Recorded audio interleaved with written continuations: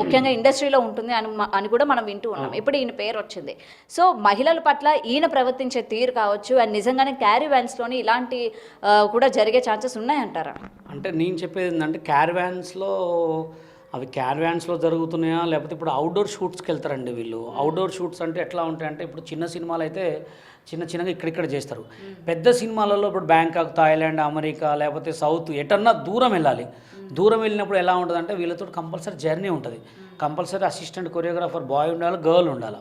ఇప్పుడు ఇవన్నీ జరుగుతున్నాయంటే కంపల్సరీ పక్కన వాళ్ళకు కూడా తెలుస్తుంది. కాబట్టి ఇప్పుడు సిచ్యువేషన్ ఏంటంటే ఎవరైనా మహిళనే, అసిస్టెంట్ కొరియోగ్రాఫర్ అయిన మహిళనే, ఆయన భార్య అయిన మహిళే, మా భార్య అయిన మహిళ, కానీ మహిళలను గౌరవించడం నేర్చుకోవాలి. ఒకటి గతంలో పెట్టిన కేసు కూడా మీకు అది నిజమని తెలిస్తే మాత్రం సాయంత్రం కూడా నేను కొన్ని మీకు చెప్తా, ఈ బిగ్ టీవీ ద్వారానే చెప్తా.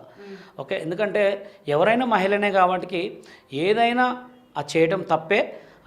అది సాయంత్రం వరకు మనం ఆగుదాం. ఎందుకంటే సిచ్యువేషన్ ఏందనేది అది నిజమా కాదా అనేది తెలిసిన తర్వాత, ఎందుకంటే ఇప్పుడు ఆయన ఒక పెద్ద రేంజ్లో ఉన్నాడు, పెద్ద కొరియోగ్రాఫర్ కాబట్టి. కానీ ఆయన ఎంత రేంజ్లో ఉన్నప్పటికీ ఇది నిజం కాంది, ఆ అమ్మాయి వెళ్ళి ఫిర్యాదు చేయదు, పోలీసులు కూడా ఎటువంటివి ఆలోచించకుండా వెంటనే కేసు అయితే తీసుకోవాలి. అందుకోసమే మనం ఏమంటున్నాం అంటే, ఆ కేసులు పోలీసులు తీసుకున్నారు కాబట్టి ఆ అమ్మాయి కూడా మాట్లాడుతుంది కదా. ఇప్పుడు జస్ట్ అమ్మాయిని కూడా ప్రెస్ మీట్లో తీసుకుంటారు, జానీ మాస్టర్ని ప్రెస్ మీట్లో తీసుకుంటారు. దీనికి ఇది చిన్నదైతే కాదు, చాలా పెద్దది అవుతుంది. ఎందుకంటే ఒక సౌత్ కొరియోగ్రాఫర్, అలాగే నేషనల్ కొరియోగ్రాఫర్ కాబట్టి దీన్ని సామాన్యంగా అయితే బయటికి రానియరు. అంటే బయటికి రానియరు మీన్స్ అంత ప్రెస్ మీట్ ద్వారానే బయటికి తెస్తారు. ఏం తెచ్చినా ప్రెస్ మీట్, అమ్మాయి ప్రెస్ మీట్ మాట్లాడుతుంది, ఆయన ప్రెస్ మీట్ ఇస్తాడు, పోలీసు వాళ్ళు కూడా ప్రెస్ మీట్ ఇస్తారు. కాబట్టి అది కొంచెం బయటకు వచ్చిన తర్వాత నేను కూడా కొన్ని చెప్తాను. కానీ ఇప్పుడు ఎందుకు మీరు చెప్పాలనుకోవట్లేదు? భయపడుతున్నారా? వాళ్ళు ఆల్రెడీ ఎస్టాబ్లిష్డ్ ఉన్నారు కాబట్టి అని చెప్పి. అలా ఏం లేదు, భయం లేదు, ఏం లేదు. కానీ ఇప్పుడు సిచ్యువేషన్ మనం తెలియదని బయట పెట్టడం ఇప్పుడు ఎలా ఉందంటే, పోలీసు వాళ్ళు బయటికి తెచ్చిన తర్వాత మనం చెప్పడం వేరు. అందుకోసమే ఏ కొరియోగ్రాఫర్ అయినా అసిస్టెంట్ని, సైడ్ డ్యాన్సర్లను కొంచెం వాళ్ళని ఒక కన్ను వేయకుండా వాళ్ళ మీద కూడా అంటే జాలి పెట్టాలి. ఇప్పుడు ఒక అసిస్టెంట్కే ఎక్కువ పని ఉంటుంది, కొరియోగ్రాఫర్ కంటే కూడా అసిస్టెంట్కే చాలా పని ఉంటుంది. అసలు సిచ్యువేషన్ ఏం జరిగింది, ఎలా జరిగింది అనేది కూడా చూద్దాం. కానీ ఇంకోటి ఏంటంటే, ఎంత పెద్ద కొరియోగ్రాఫర్ అయి ఉండి అది చేసిండా తెలియదు. ఇంకోటి ఏంటంటే, జానీ మాస్టర్ మీద కూడా ఇప్పుడు రీసెంట్గా ఒకటి ఏం తెలిసిందంటే, ఆయన 24 క్రాఫ్ట్స్కి వైస్ ప్రెసిడెంట్గా చేస్తున్నాడని తెలిసింది. మరి అది చేయబట్టికి ఏమన్నా ఆయన మీద ఏం చేస్తురా అనేది మనం చూద్దాం, వెయిట్ అండ్ సీ, అంతే. వెయిట్ చేసి చూద్దాం. సో ఇప్పుడు ఓకే, జానీ మాస్టర్ గురించి మనం మాట్లాడుకుంటున్నాం. ఇదే కాకుండా అక్కడ శేఖర్ మాస్టర్ ఉన్నారు. అండ్ గతంలో కూడా వీళ్ళు ఆల్రెడీ స్క్రీన్ ముందే ఆ అమ్మాయిల పట్ల చాలా అసభ్యకరమైన డైలాగ్స్ వేయడం కావచ్చు, లేకపోతే మాట్లాడే విధానం కావచ్చు, అలా ఉంటుంది. అండ్ ఆఫ్ ద కెమెరా కూడా ఇట్లాంటివి ఉంటాయని చెప్పి ఇవాళ చాలా మంది నమ్ముతున్నారు. అరే జానీ మాస్టరే కాదు, ఇంకా దీని వెనక చాలా మంది మాస్టర్లు కూడా ఉన్నారు, వాళ్ళని కూడా బయటికి తీసుకురండి అని చెప్పి. సో మీరేమంటారు మరి? అంటే నేనేమంటున్నానంటే, ఇప్పుడు ప్రతి ఒక్క కొరియోగ్రాఫరు చాలా కష్టపడి కొరియోగ్రాఫర్ అవుతాడు.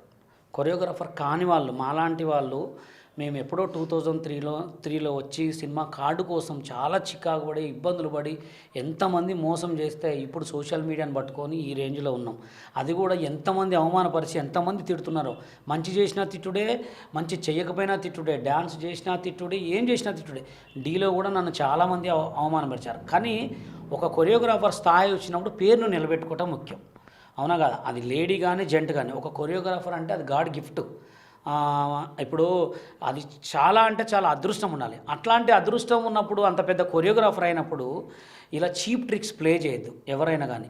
అది చీప్ ట్రిక్సే అంటారు దాన్ని. చీప్ ట్రిక్స్ ప్లే చేసి ఒక అమ్మాయిని అనుభవించడం చాలా తప్పు. ఒక అమ్మాయిల పాటు అంటే ఎలా వాళ్ళని ఒక వేరేలోగా చూడటం చాలా తప్పు. ఎందుకంటే కొరియోగ్రాఫర్కి ముఖ్యమైనది ఏంటంటే అసిస్టెంట్ కొరియోగ్రాఫర్సే ముఖ్యం. ఆయన ఏదో కొన్ని స్టెప్పులు చెప్తారు కానీ వీళ్ళ స్టెప్పులు కాపీ చేసేదే ఎక్కువ ఉంటుంది. అది చాలా అయితే తప్పు, అది ఎవరికి జరిగిన తప్పే. ఆయన పెద్ద కొరియోగ్రాఫర్, ఆయన వెనక ఇవాళ చాలా మంది ఉన్నారు. ఒకవేళ ఇది రుజువు కాదు, ఇది కూడా యథాతిథి కేసు లాగే అని చెప్పి క్లోజ్ కానీ చేసినట్లయితే మీరు ఏం చేస్తారు మరి? దీనివల్ల అన్యాయం అయిపోయిన వాళ్ళ గురించి మరి అట్లనే మీరు ఆపేస్తారా, మళ్ళీ బయటకు వచ్చి మాట్లాడతారా? యూనియన్ తరపు నుంచి ఆ అమ్మాయికి నేను మంచి సపోర్ట్ ఇస్తాను.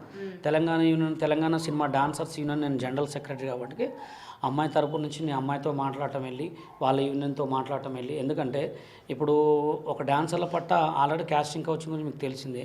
ఒక డాన్సర్ని, ఒక కొరియోగ్రాఫర్ని, ఒక అసిస్టెంట్ కొరియోగ్రాఫర్ని కూడా ఇలా చేస్తున్నారా, ఇలా ఎందుకు చేస్తున్నారు మీ యూనియన్ వాళ్ళు అనేది మా యూనియన్ నుంచి అయితే కంపల్సరీ మేము మాట్లాడి అమ్మాయికి కంపల్సరీ సపోర్ట్ చేస్తాం పక్క.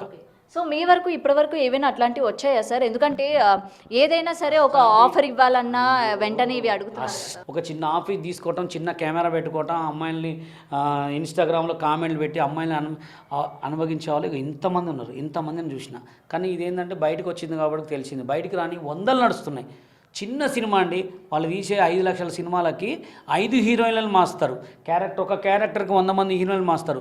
అమ్మాయి ఓకే అన్నదా, అమ్మాయిని పిలవటం, 4 సీన్లు చేయటం అయిపోతాయి. ఫోటోలు దాకా వస్తే మిమ్మల్ని ఫోటోలు తీసుకుంటారు, ఏదో 4 ఫోటోలు తీసుకుంటారు. వచ్చిన తర్వాత ఇక 10,000 నీకు ఇన్ని ఫోటోలు పంపిస్తా అని కూడా చాలామంది గుమ్మం దాకా వచ్చి వెళ్ళిపోయిన వాళ్ళు కూడా ఇంతమంది ఉంటారు.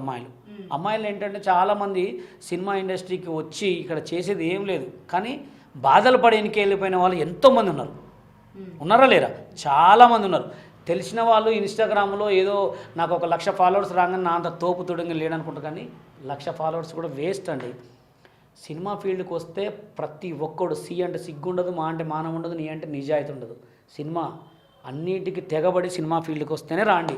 వచ్చిన తర్వాత నన్ను అది చేసిండు ఇది చేసిండు అని చెప్పి మీ పేరు పోగొట్టి బదలాం చేసుకొని పోవడం తప్ప వేరే ఏం లేదు. అవునా కదా? అది ఇప్పటి నుంచి కాదు, ఎప్పటి నుంచో చూస్తున్నా. నేను వచ్చి 23 ఇయర్స్ సినిమా ఫీల్డ్కి వచ్చి నన్నే మోసం చేసిర్రు. సినిమా ఫీల్డ్లో నాకు అప్పుడు అది చూపిస్తా ఇది చేపిస్తా అని చెప్పి 100 మంది మోసం చేసిర్రు. కానీ పేర్లు చెప్పుకోలేక కాదు, కానీ వేస్ట్. చెప్పుకుంటే లాభం ఏముంది? మన ఇజ్జతే పోతుంది. అవునా కాదు? అది. సో ఇప్పటి వరకు ఏంటంటే మీరు ఈవినింగ్ వరకు వెయిట్ చేయాలనుకుంటున్నారు. ఈవినింగ్ వరకు అయితే నేను వెయిట్ చేస్తానండి. మా యూనియన్ తరపు నుంచి కూడా మా యూనియన్ కూడా మీటింగ్ పెట్టుకుంటాం. మా ప్రెసిడెంట్, సెక్రటరీ, ట్రెజరర్ అందరం కూడా కూర్చొని మాట్లాడతాం.